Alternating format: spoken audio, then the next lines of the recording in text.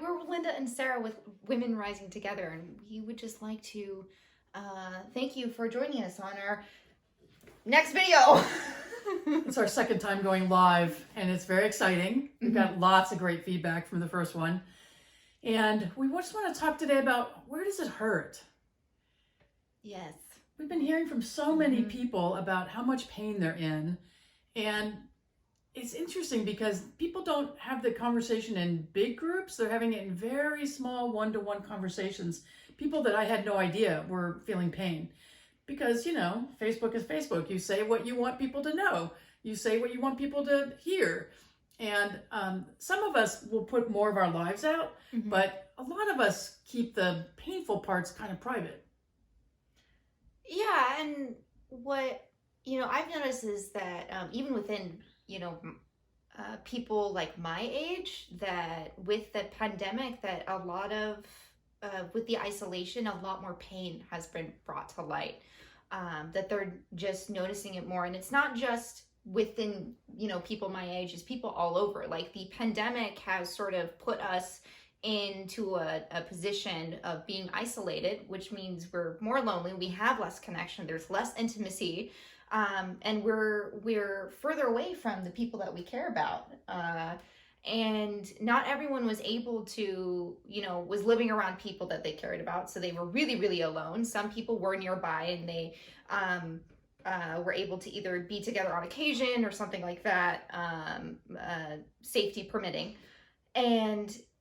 But with this pandemic, it's kind of brought the worst out in the pain for some people. Yeah, and as we're returning to the world, that pain's really evident for a lot of people. So a lot of people loved their lives before the pandemic and the isolation and all of that. And a lot of people loved their lives during the pandemic in terms of being able to do their life more on their own terms. I read that 95% of people are considering either leaving the workforce or finding another job because they loved the flexibility they got during the pandemic. Now, a lot of people didn't get that flexibility. Thank goodness our first responders stayed working, and a number of other people that are really core to our day-to-day living. But for a lot of people, there was flexibility.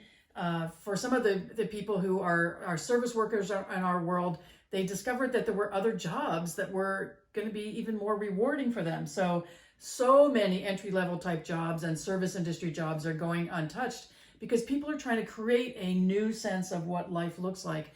So we want to invite today in our conversation is, like, look at where does it hurt? I mean, really get honest with yourself.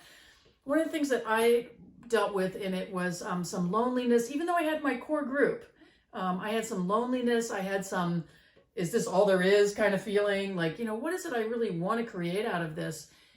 There were some really great parts of it. I grew in my relationships with people. I felt like that there was more depth developing in friendships I had. And I was able to look at certain friendships and say, this is just not what I want in my life now. And let those go and move on to other things. And even now, I'm still like looking at all of it and saying, I don't want to go back to the way everything was. I really want something new. I want new relationships. I want more depth and intimacy. I love the intimacy that came out of this. And people being willing to share how they're really feeling and where it hurts.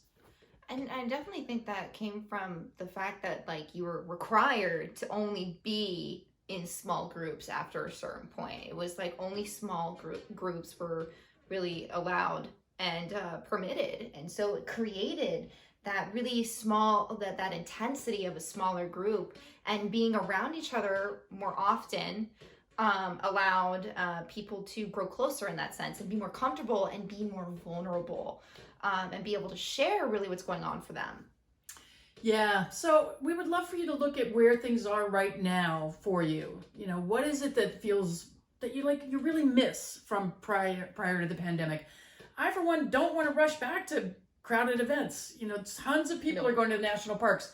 50% more people, 200% more people, depending on the national park. I'm not going anywhere near a national park this summer because I really don't love that kind of crowdedness. And I would rather go to state parks or to the ocean, walk along some of our state beaches and have that experience. So I don't want to return to busyness. I don't want to return to huge groups all the time, because if I'm hosting that, I'm busy making everything happen.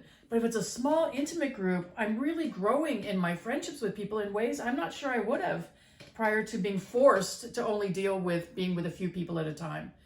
And so I want you to really look at what is working right now in your life and what's causing pain still.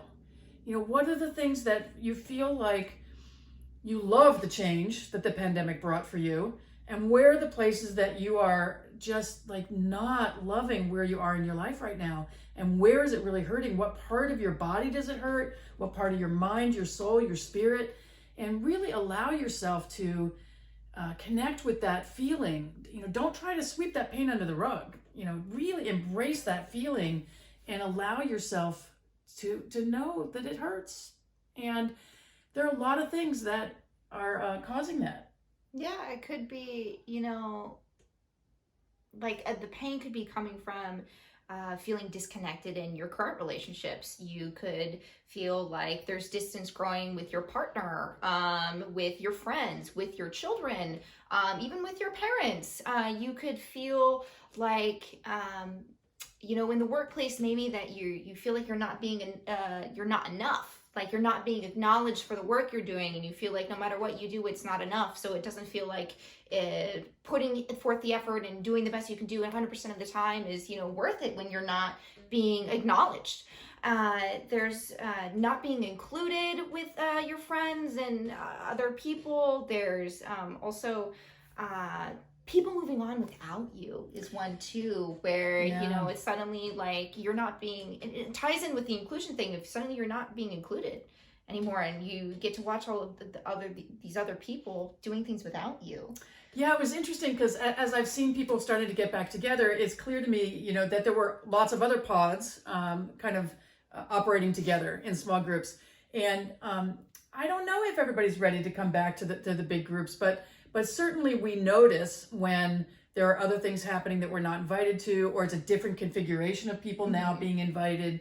And so I know for some people, they've got this fear of being left out, a fear that everybody else has gone on without them and created new friendships and deepened friendships, and they're not included in it.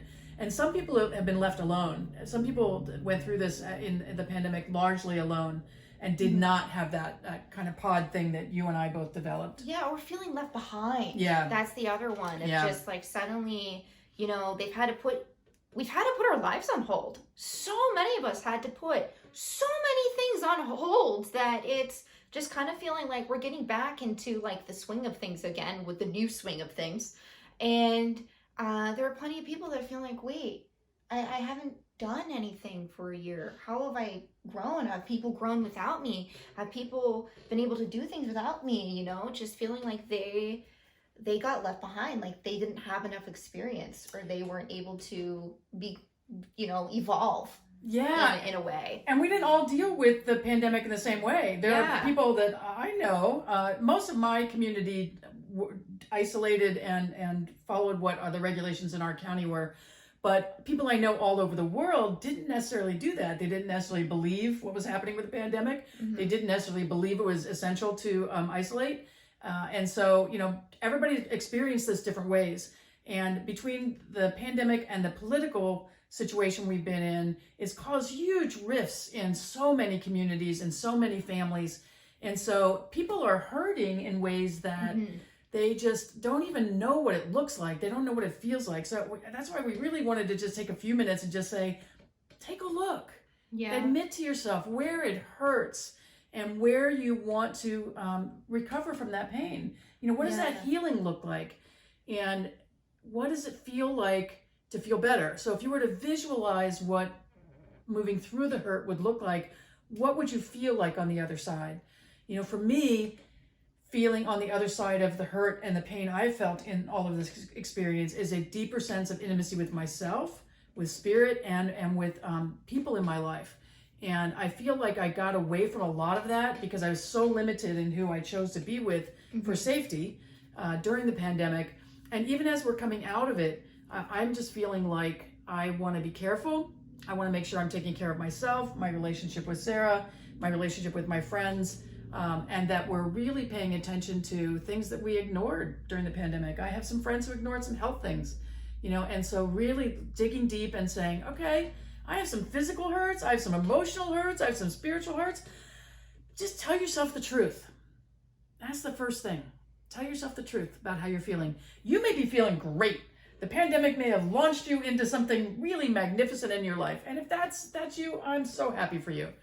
But I can't tell you how many conversations I have every single day with people who are feeling lost, and people who are feeling in pain, and people who are feeling heightened levels of anxiety and depression and things that they didn't feel before. And, all of this has helped us really come into feeling like we're starting to understand what it's like to go through something like this and be alone, and what our support structure looks like. Yeah. And so, do you know who would be there for you? Who's going to bring you chicken soup if you need it when you have a cold? Who's going to bring you, paper towels, when you're running out during a pandemic? And, who's on your side? And the first person that needs to be on your side is you. Mm-hmm. And so, we just really want you to embrace the hurt, embrace what you're feeling, and reach out for support and assistance, guidance to get you back on track. And the thing is, like, embracing the pain doesn't mean like you're enveloping it and holding on to it and like molding it into your body and being like, this is mine now. We're not talking about that. Pain, mine. Yes. It's, because I feel like when we feel pain, some of us want to sweep it under the rug because we don't want to deal with it in the moment. And sometimes we need to. Sometimes we need to be like, I cannot deal with you right now. I will get to you in a moment here. I don't have the capacity right at this moment. So that's okay if you're in a place where you don't have the capacity to directly deal with the pain, but you just know that you will. And when you do, you don't need to cling to it. You don't need to let it cling to you either. Just let it flow through you. Feel the pain, but don't let it sit there and sit there inside you for a while and fester. Yeah, no, because that's not good. The acknowledgement of the dark is what allows you to reach for the light. I remember working with a practitioner pre-pandemic because the work we did was too close physically. We couldn't do it during the pandemic. Mm-hmm. And I was really wanting to uncover more of the dark.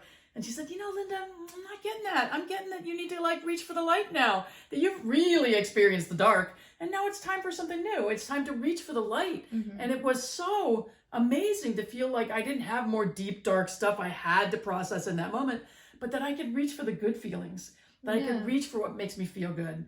And so on a daily basis now, I look at what can I do today that's going to make me feel good.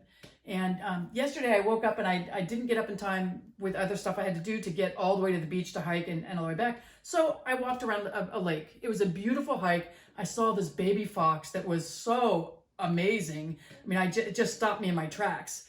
And it was prancing across the trail and just stopped and looked at me. And I just stood there for a second, just in awe. And if I'd gone to the coast, I might not have seen something like that was just so meaningful for me. And so, really allow yourself to feel the dark, feel the hurt, mm-hmm. and then what would a better feeling be? If you could reach for a better feeling, what would that look like? And what helps that? Does a bath help that? Does a walk in a park help that? Does a chat with your adult child help that? And really just reach for those things that light you up and take you to that higher level. Because we're not meant to live in pain. We're meant to move through the pain, to accept what that is, and the messages, get them and say, okay, great, got it. Yeah. I'm ready to move through it. And you're not alone. I just really want to say that. And that's part of why we wanted to create this movement. Was we heard so many people talking about how alone they felt with the pain. And as Sarah mentioned, I think in one of our other videos, that we've been talking to women in their 20s to women in their 70s. And this is not age determined. No. And I mean, there's a lot going on with people who are just feeling totally exhausted by everything they've had to handle and how alone they feel. So we are women rising together. Yes, we are. You're not alone. We're here for you. And until next time, we love you. Mwah.